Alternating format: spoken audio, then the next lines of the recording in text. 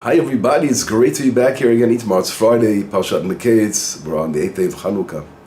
And I noticed when I was paying attention to regarding all the portions regarding Yosef, the duality, the number 2 comes up a lot in reference to Joseph. And there are so many examples we can bring down in this week's portion. And I actually made a list. I wrote down some verses. I said, my goodness, look how many different verses that regarding Joseph that referred to 2 come up in the portion. And it was, I didn't count how many there were, but there were a lot of them. I'll give a few examples. Joseph, as we know, was in prison for 12 years. This week's portion opens up at the end, Mikaytz shnatayim yamim, after 2 years, and Paro has a dream. So why does it say after 2 years? 2 years of what? And it's 2 years after the butler. If you recall, we had the butler and the baker. And after the butler was brought to his position, he forgot Joseph. So it's 2 years in prison additional, where Joseph was in prison. So the number 2 opens up the portion. And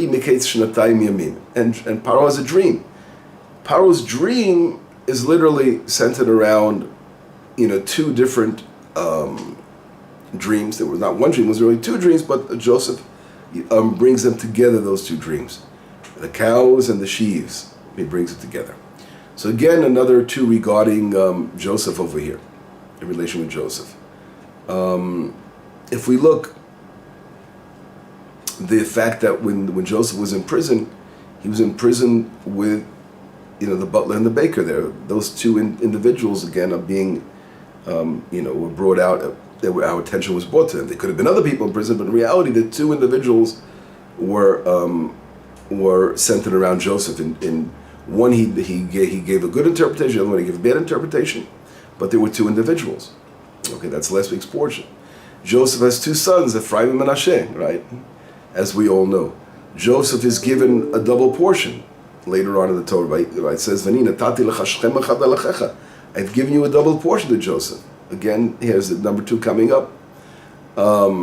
If we see in the mount where Joseph actually, his whole portion, is the Shechem, the city of Shechem, which is centered, divided between 2 mountains, the mountain of the blessing and the mountain of the curse. Right? So there are 2 mountains. Joseph is buried between those 2 mountains of the blessing and the curse. So again, he's centered around the number 2 over there. Right? If we look in certain verses in the Torah, there's like a double language in regarding to Joseph. For example, if we look in Genesis 37, when Jacob is asked to look at the garment of his son, and he says, Toraf Yosef, Joseph was devoured. And he could have used the word nitraf once, right? But he mentions it twice, a double mentioning. Joseph himself, regarding in last week's portion, when he mentions himself being in prison, and he was stolen away from the Hebrew homeland, he says, Gunov Gunavti, right? I was stolen. And he uses a double language of stolen in verse number 15 in chapter 40. So again, there's constant doubleness regarding Joseph. I mean, it just goes on. And there are many, many more examples. Judah says to his father, if he wouldn't have delayed, I could have been back twice. Twice we could have been back already. Joseph is known as the second in command to Paro, right? Mishneh Lamelech, right? The word Mishneh means the second in regarding Joseph. Mishneh Lamelech. And it's just so fascinating, this interesting phenomenon that I paid attention to over here. What does this doubleness mean constantly regarding Joseph? That's like to open up with that question to the portion. And in order to understand, again, I'm sure you'll find a lot more, and I found a lot more. I'm not going to bring all the doubleness regarding to Joseph, but just know that it exists. The name itself, Joseph, Yud Vav Samach Pei. Those 4 letters, he has 2 names, 2 letters of God's name in his name. The Yud and the Vav. It's two out of the letters, 2 of the letters of God's name are in his name. It's another 2 in Joseph. Fascinating point. But anyway, so what does this all mean? And in order to understand this, I'd like to take us to the beginning of creation. And there, the Talmud teaches us in the Tractate of Yerushalmi that why did God create the world with a bet, the number with the letter bet and not aleph? And the Talmud gives a very interesting answer, is that, well, bet is the first letter of the word blessing.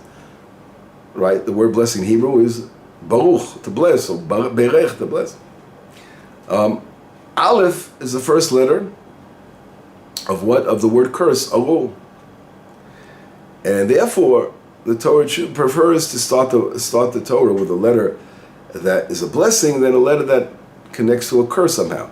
But that's very strange, because we know that the most important, a very, very beautiful, important word, I would say, is truth, emet. And emet starts with an aleph. So we could have said, let's start the word with aleph to show that, truth is in the world. In reality, it's fascinating is that it says, Bereshit bara Elokim, right? In the beginning, God created, right? Bereshit, bara Elokim. And if we take the last letter of Bereshit is Taf. Bara is Aleph, the last letter of the word bara. Elokim is Mem. That also spells truth, emet. So God's chotemet, God's seal, is which is truth, is within there, within the first three words of the Torah. So nevertheless, so emet of course is there. But in reality, there's something very deep that when the Torah says we want to begin with the letter bet of blessing, there's something very, very deep here, and we have to try to solve that because it connects to Joseph. It said he's the double. We have to understand what this blessing is all about. Joseph, of course, he was also two brothers, him and Benjamin. He was the firstborn of Rachel, so he was the son of Rachel, and he had a brother Benjamin. So again, he has a double, right? And when he received the double portion from his father, that's because he was the firstborn over there. That's why he got two tribes, Ephraim and Menashe.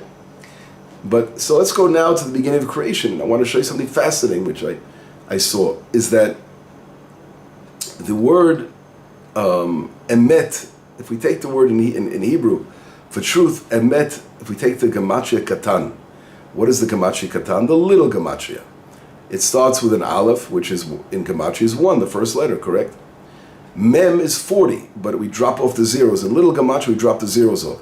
So we have 1 plus 4 is 5, and Tuf is 400. We drop the 2 zeros off, we're up to 4. So it's 4, 4, and 1, right? Aleph, Mem, Tuf equals 9. So emet, truth, the small gematria of the word emet, which means truth, is equal to 9. Sheker, fascinating. If we take the small gematria, shin is equal to 3, kuf is 1, and resh is 2. What is 3, 2, and 1? 6. So what's very interesting is that 6 is the small gematria of sheker, of a lie. Now, what's fascinating is that Joseph is the yesod, the foundation. And he is known to be the 6th sphira, the vav 6. In other words, if we take the lower sphirot, starting from chesed, gvura, tiferet, netzach, hod, yesod, so he's like considered the 6th out of the last 7 sphirot. Or he's known sometimes as the 9th sphira. If we count from keter, from the first, including what we call the mochin, literally the brains, the 3 higher sphirot, so Joseph is the 9th. So he can either be the level of 6 or the level of 9. Which is fascinating, because all we do is turn the 6 over, we get a 9, and we turn the 9 over, we get a 6. And one, interesting, the numerical value for sheker and for lie and truth is right there between those two things. So obviously Joseph's purpose is something connected to revealing the truth, eliminating the lies, revealing the truth in the world. And let's go on from over here. I want to say something fascinating, which what I wanted to mention to you, is that if we say that God created the world, as the Jerusalem Talmud taught us, with the letter bet. So if we take the number of letters, there are 22 letters in the alphabet. And there are 7 days of the week. 7 times 3 is 21, right? So basically three letters every day were created. Correct? But the letter Aleph was, again, was its own realm.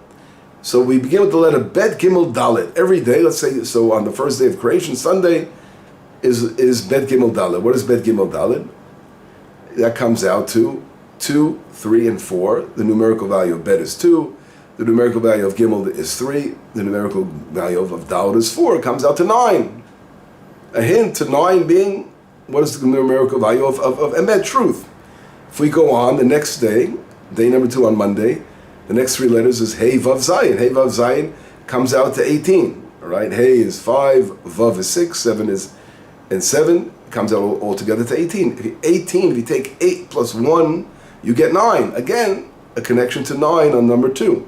Day number 3, the next 3 letters is Chet Tet Yud. Chet is 8, 9, Tet is 9, and Yud is 10. Comes out to 27. 27, 7 plus 2 is 9. That's on the 3rd day of creation. If we go to the 4th day of creation, we have Kaf Lamed Mem. Kaf Lamed Mem is 20, which is Kaf, so it's really 2. Lamed is 30, which is 3. Mem is 4, so it comes out to 9 again. Back to 9. The 5th day is Nun Samach Ayin. Comes out to 6. 5 and 7 is 18. 8 plus 1 is 9. Friday, Pei Tzadikuf. 8, 9, 8, and 1 again is 18. 8 and 1 is 9. Shabbat is the same thing. Reshet, Resh, Shin Tav, the last 3 letters is 4, 3, and 2 is 9. So it's fascinating that every day of the week, if we add the numerical value, it comes out to 9, which connects us to truth, emet. But if, now we understand the secret of the Yerushalmi, when the Yerushalmi says to us, if it was different, if the world was created with the Aleph first, so it would have been Aleph Bet Gimel. What is Aleph Bet Gimel? Comes out to 6. 6 is the numerical value of lie, right? The next day would be Dalet Hey Vav. That would be 15. 5 and 1 is 6. The next day we Zayin Chetet. That's 24. 4 and 2 is 6. So it would come out, instead of to 9, it would come out to 6. It would actually, it would strengthen the lie in the world. Interesting, fascinating. This particular teaching, I heard it. I don't know who said it, so I can't give the name of the person who said it. Some Admor, some Chassid said this very interesting concept about the numbers of the week, but how they equal lie, or how they equal sheker or emet. But fascinating is that when I thought about this is an insight that I came to. I said, wait a second, let me take the root of the word blessing, which we said, blessing is, that's why the Torah chose, to start with the word blessing, because blessing, is the, as we said, begins with a bet. So we take the root of the word blessing, it's bet, resh, chet, chaf, I'm sorry. Bet is 2, resh is 2, if we take the small gematria, and chaf is 2. It comes out to 6. So now, wait a second, blessing comes out to a lie? And the answer is, that's the beauty of a blessing. And now we're getting to what I wanted to say. The power of a blessing is that we're able to turn the world, all the lie, to reveal the truth and eliminate the lie in the world, the shekel in the world. This is really the deep insight that came to me when I was seeing the 6 portions. Thank God, God brought to me the source of seeing the numbers. It's fascinating, but this root, came to my mind. Wait a second, how could the blessing have a root of 6 if that means a lie? And that exactly is the point. Joseph is to try to reveal the lie, and which means to eliminate that, and the truth being revealed, which is the purpose, of course, of creation. That God is the creator of the universe, so we want to reveal the truth in the world. There's a beautiful piece in the Talmud, in Brachot. Brachot I should mention, but I'll mention that in a moment. I want to first start with it in the Bava Batra. The Talmud of Bava Batra, Daf 10, says something, a very interesting story, and it's fascinating because it's about a rabbi named Yosef. Ki hadi Yosef b'reid Rabbi Yoshua. Joseph, the son of Rabbi Yoshua, he was sick and he passed away. Now, here's someone who came back from the other world. He passed away and came back to life. And his father says to him, "What did you see in the world? It's known as the world of truth. What did you see in the world of Emet? What did you see in the future world?" And he says, "Olam hafuchrit. I saw a world totally turned around. Elyonim lemata, those who are on top are on the bottom, and those who are on the bottom on the top." And his father said, "You saw a very, very clear world. That's the truth." In other words, in this world, we look around on those who have fame and fortune and all the lie, the external, parts of the world, which is all about fame and fortune. And there's a lot more to the world than fame and fortune, but that is cherished so much by the world. Hollywood stars, the famous singers, the football, basketball players, all these, these external things become, that becomes the most important things of life. And in reality, the truth is hidden. The truth becomes hidden. now I can go off on this, for a long tangent. I don't want to at the moment. But if we think about what happened, and we spoke a little bit about this, is these university presidents in the United States, when they're asked such a simple question in the hearing, what can you please explain to me? That how you could not refer to those calling genocide to the people of Israel. And it's something, it had not to be considered bullying whenever their crazy laws are. And they're saying it depends on the context, it's unbelievable. It's such a lie. And that's really what we see such a crazy combination. How the modern liberalism, this modern world, so-called progressive liberalism, has united forces with the devil. Right? They can actually justify this Hamas, Daesh, and all these things. They're taking the sides of evil in the world.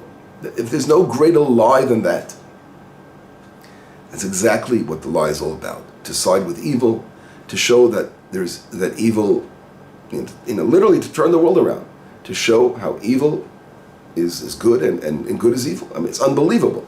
But that's really, when someone's sick, a person can't tell the difference between sweet and sour. Right? A person loses his taste. So he sort of reverses it. He doesn't know what's good for you, what's bad for you. It's total reversal of the truth. It's fascinating. And that's really what's going on in the world today. That the UN of a bunch of idiots can come along, condemn Israel, a bunch of lies who's fighting against evil in the world, turning Israel into the villain and these devils into saints. I mean, it's insanity. It's exactly really what Rabbi Yosef, here's Rabbi Yosef again, who went up to the upper world and he saw everything reversed, and we see really the truth. And that's a powerful, powerful lesson over here, which must be stressed.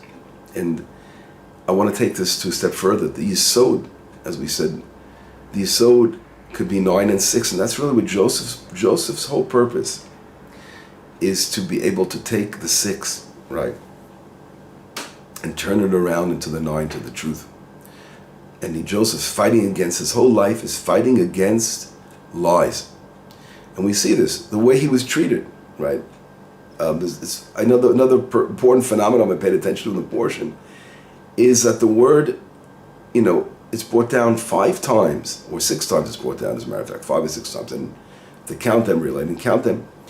But the word kenimatem, I think it's 5 times.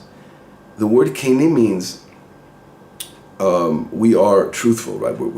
The brothers were being confronted by the second in command to Egypt. They didn't know it was their brother. And Joseph challenges them, say, you're spies. If you pay attention in the portion, we see that they keep stressing over and over again that they are telling the truth and they're not lying. And Joseph, of course, is doing this purposely in order to see how they're going to relate to Benjamin, to see if they rectified the great mistake they made.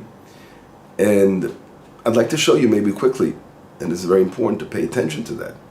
Some of those verses, if I could show you, I don't know if I have to go through every one of them, but if you pay attention in the portion, the word here to use that word, we're speaking the truth, is called kenim. Everyone knows the word in Hebrew to say yes. How do we say yes? Ken. Yes, right? When you say something, is your name Moshe? Yes. Ken. So the word kenim is to be truthful, right? To be upfront and say the truth. So I'll give you some examples. Like I said, I'm not going to go through all of them. If we look in chapter 42, verse number 11. What does it say? Kulanu b'nei ish echad, we're all the sons of one man. Kenim anachnu, we're honest people. Kenim. Okay, that's right there. If we look in the same chapter, verse 19, again, im kenim atem, Joseph says, if you are truthful, so one brother will go to prison, and then what does he say? You will go back and you bring the other brother, right? So again, the word kenim, and it goes on. It says again in when he goes back to Jacob, the boys, and they said to the father, "Vanomrei lav kenim anachnu." We said we're honest people. So again, the word kenim goes over and goes on and on. This also right away brought to my attention, where does the word kenim come from? It's unusual. They could have said, we're speaking the truth, right? We're talking the truth. Why did they use the word kenim? And that's something fascinating. If we look in the story of creation, that's where the root of that word comes from. It says every day of creation, except the first and last day, it says, and God did so, right? And the first time it's mentioned is the second day. That's where it starts mentioning the Cain, and it says, Vayichen, and it was so. Fascinating. So we see how the whole purpose of creation again, why in the first day, interesting, and the last day it doesn't say the word chen. It's very interesting. Also, I'm not going to go there now, but I thought of some interesting reasons. But we see again from the second day, that's where it really says the word truth. Ken, yes, it was the way God wanted it to be when He created the world. Everything was exact. That's the emet, that's the truth. So we take and we see, of course, Joseph's whole life when he was framed for rape of the wife of Potiphar and put in prison because of that. And his brothers accused him of different things they accused him of before when he was sold. Joseph always trying to prove the truth in the world. And that's really what blessing is, the word. I want to wrap this up and connect it all. Is that blessing, when we are a blessing in this world, a blessing is able to turn a curse into the truth, to turn the lie, the curse is the lie, to turn something that's a lie that's being covered over. The truth is being concealed. And that's why it says Joseph recognized his brothers. We want to reveal the hidden. I spoke about this last week in a different direction. To reveal the hidden is to reveal the truth. And don't let the lie, because what happens is that the husks cover over the truth. Joseph is known as the Yesod. The Yesod is the foundation.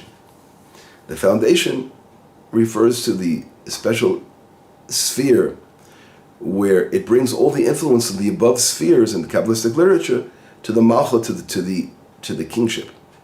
We spoke about that. The blessing is brought down and we're revealing the truth. As it says, the truth will come out of the ground. Emet me'eretz titzmach, it says in Psalms. So through the revelation of the truth, uncovering the foreskin, right? The foreskin, which was the Amma, also it's known in Kabbalistic literature. The Yesod refers to the male sexual organ. And it's a very deep thing in a way, because the circumcision removing a circumcision. It's not only physical circumcision, of course, but also refers to that deep concept of removing the husks, removing the darkness, the choshech, the evil in the world, and revealing the truth. And that's really the unveiling, of the truth that's being hidden. That's what Joseph's all about, right? Another name, for the Yesod is also called the Amma in Hebrew, in Jewish literature. The Amma is Amat Hamayim, right? The Amat Hamayim refers to an aqueduct, which allows the movement of water, right? The flow of a bounty. That's connected to the Yesod, to that very, very deep concept. That is the same letters as Emet. Amat Mayim is Emet, truth. That's what Joseph's all about, to reveal the truth through blessing. And therefore, we know on the second day of creation, right, we begin Cain Vayesu Chen, exactly the way God wanted to come out, to show that the blessing, the truth relies within the blessing. That's the point of this world, to reveal the truth in the world. And that's what Joseph's all about. His whole being, the Yesod, is to reveal, to uncover the darkness and reveal the light. The truth is the light. This is what Hanukkah is all about, as we, right now, a little bit time left of Hanukkah, beautiful, beautiful holiday of heroism, the holiday of light. The Greeks, with all the great knowledge of the philosophers of Aristotle and Socrates and Plato, all these wonderful philosophers and the love for beauty in the world, all kinds of external things they brought, but our rabbis related to the Greeks as darkness, choshech, darkness. Because in reality, the truth is hidden behind, they're hiding the truth behind these external forces that are covering over the truth. That's all about the foreskin. And we have to reveal what's underneath all that, the pnimiyut, the inner essence of the world. And that's really the struggle today in our time. The forces that we saw again of these anti-Semitic forces against Israel. Israel is that power of Joseph to reveal the good, the truth in the world, the good in the world. Chesed, what is the whole point of the Yisod is to reveal the Chesed. When we remove the foreskin, then love and kindness is revealed. That darkness in the world, that comes through a blessing, and that's where we'll see the great blessing. When we're able to fight against the evil and eliminate darkness in the world, and reveal a blessing. Well, this is really what Joseph's all about. This fascinating turn of events with his brothers, and when his brothers yelled out, "We are truth," we're honest people, right? Fascinating how they're screaming they're honest. Joseph wanted to prove if they really felt bad what they did, and they're connecting to their inner essence and realizing they made a terrible mistake. This was proven. The next week's portion we're going to see that was proven. That was Joseph's whole point. Yosef HaTzadik. He is in the same gematria as Zion. Joseph represents what building the land of Israel is all about, the return of Mashiach ben Yosef, right? Joseph represents the return like his mother. Rachel praying for the return of her sons, the return to the land. Mashiach ben Yosef has all to do with that, to bring about the return of the exiles. And again, to the truth to be revealed in the world by Israel rebuilding its country, building its temple. Look how the husks are on our holy site of our temple. Is surrounded by these husks up there. That, it's unbelievable when you think about it. Those husks eventually will be cleansed, removed, and Israel will reveal its true light when our temple will be rebuilt, and the truth in the world will be revealed. That's all through Yosef HaTzadik. Shabbat Shalom. I hope this message got across. It's a deep thing. We have to think about it, contemplate about it. There's so much more to talk about it. I sort of just hinted to the basic understanding of this. But anyway, have a beautiful Shabbat, and let us hear good news. Too much suffering. We want to look forward to very, very beautiful things, for the light to shine on the land, and for peace, true peace in the land, which will bring peace to the world, where the world is in such an uproar. And right now we're fighting the wars of end of days. Shabbat Shalom, B'sorot Tovot, Yeshuot V'Nechama.